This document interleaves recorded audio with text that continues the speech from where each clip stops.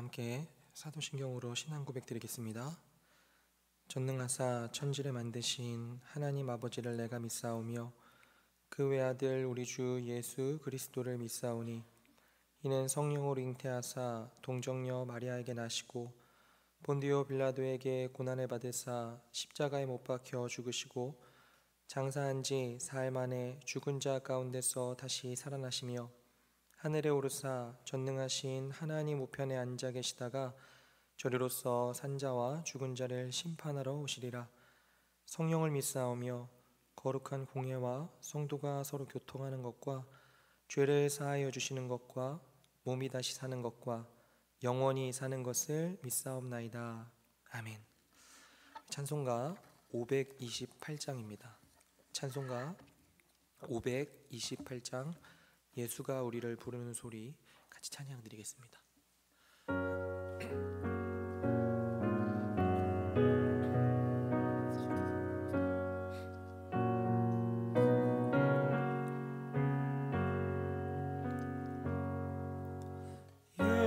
예수가 우리를 부르는 소리 금성 부드러워 문 앞에 나와서 사면을 보며 우리를 기다리네.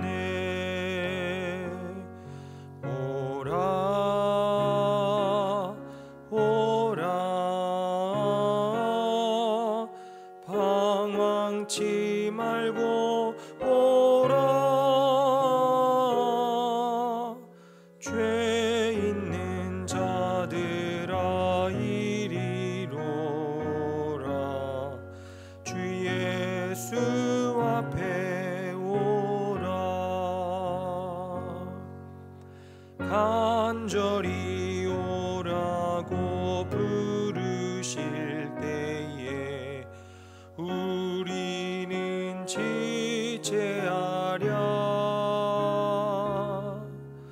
주님의 은혜를 왜 아니 받고 못 들은 채 하려나.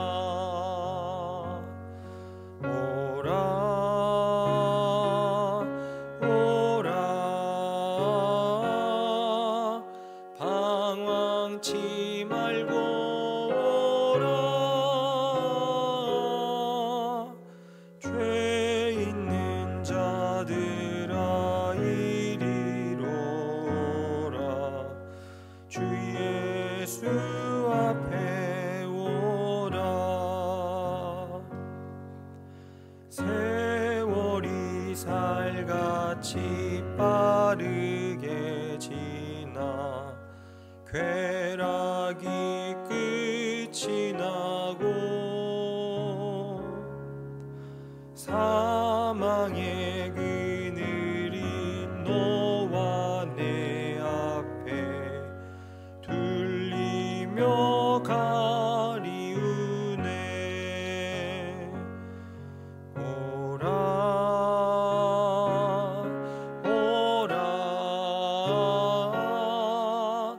방황치 말고 오라. 죄 있는 자들아 이리로라. 주 예수 앞에 오라.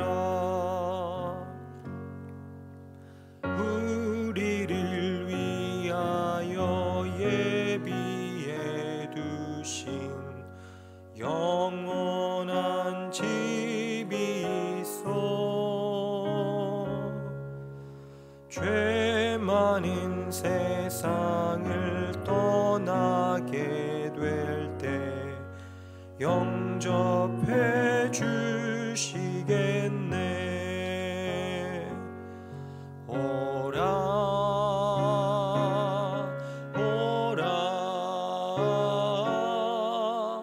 방황치 말고 오라. 죄 있는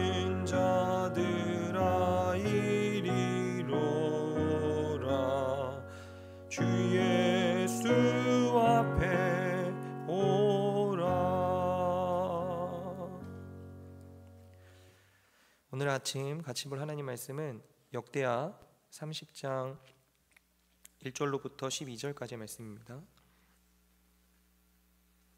역대하 30장 1절로부터 12절까지 말씀 제가 혼자 읽도록 하겠습니다. 히스기야가 온 이스라엘과 유다의 사람을 보내고 또 에브라임과 므낫세의 편지를 보내어 예루살렘 여호와의 전에 와서 이스라엘 하나님 여호와를 위하여 유월절을 지키라 하니라. 왕이 방백들과 예루살렘 온 회중과 더불어 의논하고 둘째 달에 유월절을 지키려 하였으니 이는 성결하게 한 제사장들이 부족하고 백성도 예루살렘에 모이지 못하였으므로 그 정한 때에 지킬 수 없었음이라. 왕과 온 회중이 이 일을 좋게 여기고 드디어 왕이 명령을 내려 브엘세바에서부터 단까지 온 이스라엘에 공포하여 일제히 예루살렘으로 와서 이스라엘 하나님 여호와의 유월절을 지키라 하니 이는 기록한 규례대로 오랫동안 지키지 못하였음이더라. 보발꾼들이 왕과 방백들의 편지를 받아가지고 왕의 명령을 따라 온 이스라엘과 유다에 두루 다니며 전하니 일러스되 이스라엘 자손들아 너희는 아브라함과 이삭과 이스라엘의 하나님 여호와께로 돌아오라. 그리하면 그가 너희 남은 자 곧 아수르 왕의 손에서 벗어난 자에게로 돌아오시리라. 너희 조상들과 너희 형제같이 하지 말라.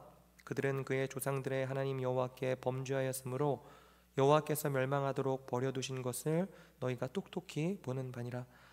그런즉 너희 조상들같이 목을 곧게 하지 말고 여호와께 돌아와 영원히 거룩하게 하신 전에 들어가서 너희 하나님 여호와를 섬겨 그의 진노가 너희에게서 떠나게 하라.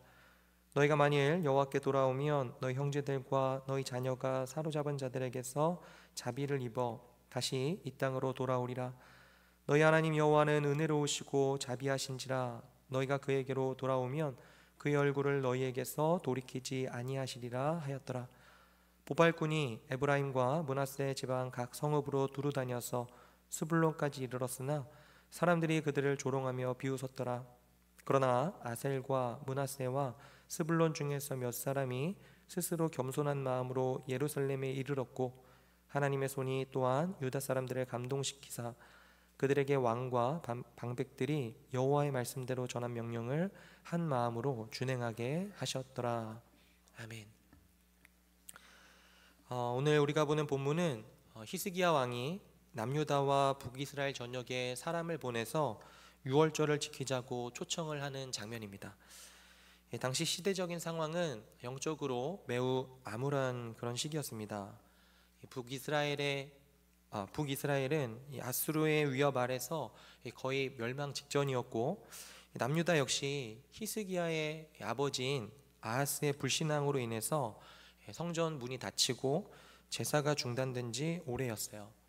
그러나 히스기야가 즉위하자마자 아하스가 무너뜨렸던 성전을 다시 수리하고 정결케 하는 일들을 시작합니다. 그게 역대하 29장의 내용이었어요. 그리고 그렇게 성전을 회복시키려고 하는 노력의 궁극적인 목적은 예배에 있었습니다. 예배를 드리지 않는 성전은 성전이 아닌 거죠. 그래서 히스기야는 하나님과의 관계의 회복을 위해서 온 이스라엘과 유대에 편지를 보내는 일을 합니다. 오늘 본문 1절부터 같이 보시면 1절입니다. 히스기야가 온 이스라엘과 유다의 사람을 보내고 또 에브라임과 므낫세의 편지를 보내어 예루살렘 여호와의 전에 와서 이스라엘 하나님 여호와를 위하여 유월절을 지키라 하니라. 여기 보시면 에브라임과 므낫세는 북이스라엘의 대표적인 두 지파에 해당합니다. 북이스라엘에서 세력이 가장 컸던 두 지파인데 이 둘을 언급하면서 사실상 북이스라엘 전체를 향해서 예루살렘에 있는 여호와의 전으로 내려와서 유월절을 지키자고 그렇게 초대장을 보낸 거예요. 2절 보시면 왕의 방백들과 예루살렘 온 회중과 더불어 의논하고 둘째 달에 유월절을 지키려 하였으니 이는 성결하게 한 제사장들이 부족하고 백성도 예루살렘에 모이지 못하였으므로 그 정한 때에 지킬 수 없었습니다. 여러분들 그 유월절은 본래 유대력으로 매년 1월 14일부터 지키는 절기입니다. 그런데 오늘 바로 본문 앞장인 역대하 29장 17절에 보면 이 히스기야가 성전을 수리하고 또 정결하게 한 것은 1월 16일이에요. 그러니까 성전 정화가 1월 16일에 맞춰진 거죠. 그래서 성전을 깨끗하게 하고 나서 유월절을 지키려고 하다 보니까 이미 날짜가 지나가 버린 겁니다. 거기다 유월절을 지키려면 이 유월절을 인도할 만한 성결한 제사장들의 수가 어느 정도 있어야 해요. 그런데 그 숫자도 부족하고 유월절에 참여할 백성들 역시 지금 예루살렘에 다 모여 있는 것이 아니기 때문에 유월절을 어떻게 해야 하나라고 하는 논의를 한 겁니다. 여기에 대한 논의는요, 두 가지밖에 없습니다. 하나는 유월절을 다음 해로 넘기는 거예요.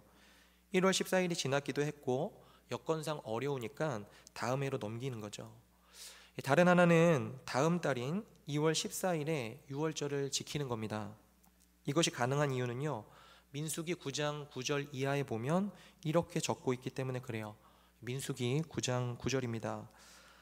여호와께서 모세에게 말씀하여 이르시되 이스라엘 자손에게 말하여 이르라. 너희나 너희 후손 중에 시체로 말미암아 부정하게 되든지 먼 여행 중에 있다 할지라도 다 여호와 앞에 마땅히 유월절을 지키되 둘째 달 14째 날 해 질 때에 그것을 지켜서 어린 양의 무교병과 쓴 나무를 아울러 먹을 것이요. 그러니까 이 부정하게 되거나 여행 중에 있어서 그 날짜를 지키지 못할 때에는 한 달 뒤에 유월절을 지키라라고 하나님께서 말씀하신 거죠. 결국 히스기야는 본문 2절에 나온 것처럼 둘째 달 2월 14일에 지키는 것으로 결정합니다. 아마도 유월절을 다음 해로 연기하게 되면 그 다음 해니까 12달 정도 더 기다려야 되잖아요. 그러니까 12달이라는 시간이 지나는 동안에 이 백성들의 신앙적인 열심도 식어질 것이고, 방금 막 시작한 이 성전 척결에 대한 이 개혁도 아쉬움이 남을 것이기 때문에 그런 선택을 한 것일 거예요. 그리고 온 회중은 히스기야의 이 선택을 좋게 여깁니다. 4절과 5절이에요. 왕과 온 회중이 이 일을 좋게 여기고 드디어 왕이 명령을 내려 브엘세바에서부터 단까지 온 이스라엘에 공포하여 일제히 예루살렘으로 와서 이스라엘 하나님 여호와의 유월절을 지키라 하니 이는 기록한 규례대로 오랫동안 지키지 못하였음이더라. 브엘세바에서 단까지. 브엘세바는 남유다에 속한 지역이고 단은 북이스라엘에 속한 지역입니다. 우리식으로 하면 백두에서 한라까지 그런 말이 되는 거죠. 그러니까 이스라엘이라고 일컫는 백성들은 전부 다 나와서 유월절을 지키자라고 말을 한 거예요. 여러분들 역사적으로 보면 이 히스기야 이전에 유월절을 지켰다라고 하는 이 명시적인 기록은 여호수아 5장이 마지막입니다. 그러니까 여호수아 시대와 히스기야 시대의 간격을 대략 650년에서 700년 사이로 보거든요. 그러니까 그만큼 오랫동안 온 이스라엘이 함께 지키는 유월절은 없었다는 거죠. 6절 보시면 보발꾼들이 왕과 방백들의 편지를 받아가지고 왕의 명령을 따라 온 이스라엘과 유다에 두루 다니며 전하니 일러스되 이스라엘 자손들아 너희는 아브라함과 이삭과 이스라엘의 하나님 여호와께로 돌아오라. 그리하면 그가 너희 남은 자 곧 아수르 왕의 손에서 벗어난 자에게로 돌아오시리라. 너희들이 하나님께 돌아와라. 그러면 하나님께서 너희들에게로 돌아오리라 이렇게 말씀을 합니다. 그러니까 유월절의 취지가 여호와께 돌아오는 것이다. 그렇게 이야기를 하는 거죠. 그리고 7절에 너희 조상들과 너희 형제같이 하지 말라. 그들은 그의 조상들의 하나님 여호와께 범죄하였으므로 여호와께서 멸망하도록 버려두신 것을 너희가 똑똑히 보는 바니라. 즉 이스라엘이 당한 멸망이 하나님께 범죄했기 때문이라고 이야기하면서 이제는 그런 죄의 전철을 다시는 밟지 말고 여호와께로 돌아오라 촉구합니다. 그리고 8절에 그렇게 하는 것만이 여호와께 돌아와서 그분을 진정으로 예배하며 섬기는 그것만이 하나님이 내리시는 재앙, 하나님이 부으시는 진노의 심판을 멈출 수 있는 유일한 방법이라는 것을 이야기를 해요. 8절입니다. 그런즉 너희 조상들 같이 목을 곧게 하지 말고 여호와께 돌아와 영원히 거룩하게 하신 전에 들어가서 너희 하나님 여호와를 섬겨 그의 진노가 너희에게서 떠나게 하라. 그리고 9절에 다시 한번 이제 고집 그만 부리고 그분의 긍휼과 자비하심에 기대서 하나님께 돌아오라고 촉구를 해요. 너희가 만일 여호와께 돌아오면 너희 형제들과 너희 자녀가 사로잡은 자들에게서 자비를 입어 다시 이 땅으로 돌아오리라. 너희 하나님 여호와는 은혜로우시고 자비하신지라. 너희가 그에게 돌아오면 그의 얼굴을 너희에게서 돌이키지 아니하시리라 하였더라. 보바 일꾼들은요, 이 소식을 부지런히 각 성읍에 전달하게 됩니다. 10절이에요. 보바 일꾼이 에브라임과 므낫세 지방 각 성읍으로 두루 다녀서 수불론까지 이르렀으나 사람들이 그들을 조롱하며 비웃었더라. 그러나 아셀과 므낫세와 수불론 중에서 몇 사람이 스스로 겸손한 마음으로 예루살렘에 이르렀고 하나님의 손이 또한 유다 사람들을 감동시키사 그들에게 왕과 방백들이 여호와의 말씀대로 전한 명령을 한 마음으로 준행하게 하셨더라. 보발꾼이 전하는 이 소식들을 듣자 사람들의 반응에 갈렸다, 그렇게 이야기를 하죠. 대부분의 사람들은 유월절의 초대를 거부했지만 몇몇 사람들은 스스로 겸비하여져서 유월절을 지키기 위해 예루살렘으로 왔음을 기록을 하면서 오늘 본문이 마쳐지고 있습니다. 오늘도 두 가지 적용하고 함께 기도하도록 하겠습니다. 첫 번째로, 복음은 은혜의 초청이며 여전히 유효하다는 것입니다. 주 안에 사랑하는 여러분, 오늘 히스기야는 단지 남유다 백성만을 부르지 않았습니다. 이미 분열된 북이스라엘, 그들 가운데 남아있던 자들까지도 초청을 했어요. 즉 히스기야의 초청은 경계를 넘어서는 은혜의 초청이었다라고 하는 겁니다. 거기다가 유월절이에요. 여러분들, 유월절은 출애굽의 구원을 기념하는 절기죠. 이스라엘이 애굽의 종살이에서 해방된 것이 그들의 의로움 때문이 아니라 어린 양의 피로 덮임을 받았기 때문이었다라고 하는 것을 기억하게 하는 절기입니다. 그러니까 히스기야의 초청은 백성들의 공로나 자격을 요구하는 초청이 아니었어요. 인간의 능력이나 조건과 상관없이 누구든지 하나님께로 돌아오기만 하면 그 은혜 안으로 들어올 수 있다라고 하는 초청이었던 겁니다. 그리고 이 초청은요, 복음의 예표예요.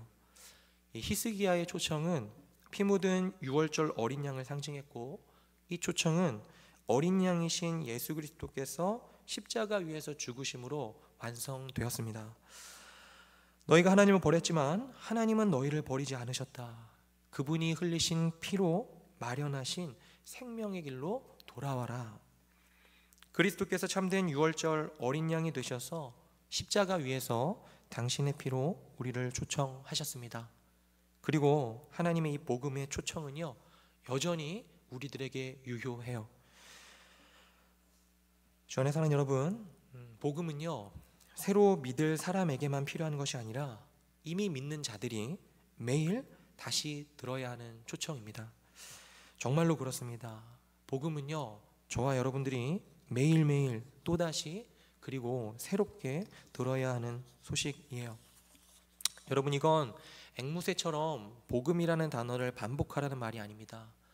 성경 각 구절들에 드러난 다양한 사건들을 통해서 하나님이 우리들을 얼마나 사랑하고 계신지, 하나님이 우리들을 얼마나 돌이키기를 원하고 계시는지, 우리들의 자격, 우리의 상태, 우리의 어떠함과 관계없이 그분의 무한한 자비하심과 다함없는 긍휼하심에 근거해서 예수 그리스도께서 흘리신 그 한 방울의 피가 모든 인류의 죄를 다 더한 것보다도 훨씬 더 무한한 가치가 있다라고 하는 사실을 신뢰함으로 돌아오라는 초청이고 복된 소식인 거죠. 그 복음의 깊이와 너비와 부요와 풍성함을 매일매일 더 알아가고 경험하며 그 안에 머물면서 그것을 계속해서 추구해야 한다라고 하는 이야기인 겁니다. 성경은요, 우리가 무엇을 하고 무엇을 하지 말아야 하는 이야기이기 이전에 하나님이 무엇을 하셨고 무엇을 하고 계시고 무엇을 하실 것인가에 대한 이야기이니까요. 그러므로 주 안에 사랑하는 여러분, 혹 하나님의 은혜를 의심하거나 스스로의 자격을 생각하면서 머뭇거리고 계신 분들이 계시다면 주저하지 마시고 주님께로 더 가까이 나아오시기를 바랍니다. 아무리 죄가 많고 실패가 많다 하더라도요, 하나님께서 말씀에 기록하신 복음의 초청에 귀를 기울이십시오. 오호라 너희 모든 목마른 자들아 물로 나아오라. 돈 없는 자도 오라. 너희는 와서 사 먹되 돈 없이 값 없이 와서 포도주와 젖을 사라. 너희 죄가 주홍 같을지라도 눈과 같이 희어지리라. 돌아오라. 수고하고 무거운 짐진 자들아 다 내게로 오라. 내가 너희를 쉬게 하리라. 오늘 하루 복음 안에서 복음을 사랑하며 이 죄된 본성이 이끄는 대로가 아닌 방향을 돌이켜서 하나님을 향하여 더욱더 힘있게 살아가시는 저와 성도님들의 삶이 되기를 주님의 이름으로 축원드립니다. 둘째로는요, 복음을 전하는 삶을 사는 거예요. 주 안에 사는 여러분, 오늘 히스기야의 입장에서 한번 생각을 해보십시오. 북이스라엘은요, 얼마 전까지만 해도 남유다를 괴롭히던 나라였습니다. 그들에게서 어떠한 조공이라든지 이익을 얻는 것도 아니었어요. 그런데 히스기야는 어떤 면에서 그런 원수의 나라에게조차도 편지를 보내어 말합니다. 하나님께 돌아오라 라고요. 히스기야는 자기 나라의 안녕을 넘어서 하나님의 영광과 이웃의 회복을 진심으로 바랬던 사람입니다. 주 안에 사는 여러분, 오늘 우리들도요 그런 점에서 마찬가지입니다. 성도들은 하나님께 돌아오라 라고 하는 메시지를 지닌 메신저로 부름받은 사람들이니까요. 오늘 본문의 표현대로 하면요, 우리 모두는 보발꾼들입니다. 그러나 복음을 전할 때 본문이 보여주듯이 많은 사람들이 무시하거나 조롱하거나 비웃는 일들이 있을 겁니다. 그때나 지금이나 사람들의 본성은 다르지 않으니까요. 그래도 낙심해서는 안 될 것입니다. 선을 행하되 낙심하지는 않는 거죠. 결과는요, 우리들의 몫이 아닌 겁니다. 안 돌아오는 건 우리들이 책임져야 될 일이 아닌 거죠. 그러나 전해야 할 바는 전해야 하는 겁니다. 하나님은 여전히 사람들을 초청하고 계시니까요. 그리고 그 초청에 응답하여 돌아오는 사람들이 있습니다. 비록 많진 않아도 단 몇 사람이라도 겸손히 그 초대에 응하여서 예루살렘으로 돌아왔어요. 그들의 마음을 감동시킨 것은요, 사람이 아니라 하나님이셨습니다. 하나님께서 그들의 심령을 움직이셨어요. 그리고 그들은 한 마음으로 하나님 앞에 나아가서 절기를 지켰습니다. 주 안에 사는 여러분, 복음을 전하는 일을 기뻐하셨으면 좋겠습니다. 그리고 그 복음이 어떻게 전해져야 하는지도 깊이 고민해 보셨으면 좋겠어요. 복음을 전해야 한다는 걸 모르는 분들은 한 분도 안 계십니다. 그런데 그 복음을 어떻게 전하고 복음이 어떤 방식으로 전해져야 하는지를 고민하는 분들은 적어요. 복음은 우리들에게 주어진 기쁜 소식이잖아요. 기쁜 소식을 가지고 가는 사람들이 얼굴이 어둡고 수심이 가득하면 그걸 기쁜 소식으로 받는 사람은 없을 겁니다. 오히려 걱정과 근심 가득한 얼굴로 복음을 전한다면 사람들이 야, 너부터 살아야 되겠다, 이런 말들을 할 거예요. 그런 측면에서 우리가 믿고 있는 복음이 정말 우리를 기쁘게 하고 가슴 설레게 하는지를 돌아보아야 할 것입니다. 성경은 복음이 나를 기쁘게 한다는데 나는 복음을 그렇게 알고 있는가? 그렇지 않다면 정말로 나를 기쁘게 하는 복음을 알고 싶다는 갈망이 여러분들에게 있으셔야 할 거예요. 또 복음이 나는 믿는데 왜 너는 못 믿어? 나는 아는데 너는 왜 몰라? 라는 식의 어떤 우월감으로 전해진다면 그건 듣는 이들에게 전혀 복된 소식이 되지 않을 겁니다. 만약 그러한 모습이 발견된다면 복음이 우리를 겸손케 한다는 진리 앞에서 진지하게 스스로를 돌아보셔야 할 거예요. 나는 정말로 복음을 알아야 할 대로 알고 있는 것인가? 복음은 정말로 우리를 겸손케 만드니까요. 우리가 흔히 이야기하는 교회에 와봐라, 교회에 와라 라고 하는 것도 복음을 들을 수 있는 곳으로의 초청일 수 있지만 그것이 우리가 복음 전도를 위해 취할 수 있는 유일한 문장은 아닐 겁니다. 복음을 전하는 공동체로서 여러분들이 직장에서, 가정에서, 또 학교에서 맺고 있는 다양한 관계들과 현재 직면하고 있는 여러 상황들에 있어서 그들을 복음으로 초청할 수 있는 가장 적합한 복음의 언어들은 어떤 것들이 있는지 함께 고민하고 실제적인 복음의 언어들을 공동체 안에서, 셀 안에서 연습해 보는 것이 필요할 거예요. 그게 우리로 하여금 단순히 교회에 와봐 라고 하는 것을 넘어서서 복음이 더 힘있게 전파되는 것을 가능하게 할 것입니다. 사랑하는 여러분, 오늘 히스기야가 하나님의 은혜를 전하는 보발꾼으로 서 있었던 것처럼 우리도 복음을 가진 자로서 세상 속으로 파송받은 사람들임은 분명합니다. 우리를 부르신 하나님은 지금도 잃어버린 자들을 향해 돌아오라 초청하고 계시죠. 그러니 그 하나님의 일에 동참하여서 복음을 전하는 삶을 사는 저와 여러분들이 되었으면 좋겠습니다. 그 복음이 우리 안에서 기쁨과 겸손으로 빛나게 될 때 하나님께서 그 복음의 전파를 통해 사람들의 마음을 감동시키실 거예요. 그러한 은혜를 저와 여러분들의 삶에 풍성히 부어주시기를 주님의 이름으로 축원드립니다. 기도하겠습니다.